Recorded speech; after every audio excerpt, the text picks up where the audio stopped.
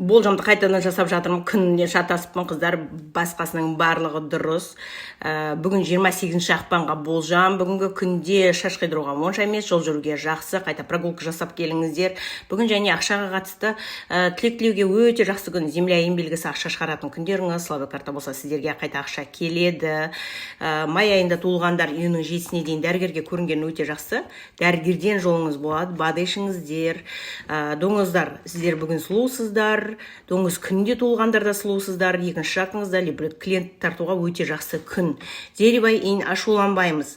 Тышқандар бір затты жоғалтып алуларыңыз мүмкін, ақша көп шығуын болуы мүмкін, керек емес зат алуларыңыз мүмкін. Абайлаймыз. Мешін мен қой жылы туылғандарға ақшаға қатысты сәттілік бүгін. Либо бір нәрсеге қуанасыздар ма, либо ақша аласыздар ма. Әйтеуір сіздерге бір сәтті күннің көрсетіп тұр. Барыс мен сиыр жылғылар, бүгін ашуланбаймыз және денсаулыққа қараймыз. Жікіт проблема болуы мүмкін, либо өзіңіздің күнделікті үйреншікті тамақтарыңызды ғана жеңіз, ұшынып қалуларыңыз да мүмкін.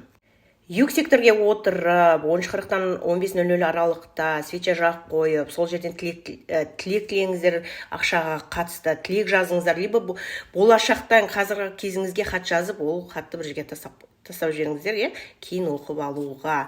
Күндеріңіз өте сәтті өтсін.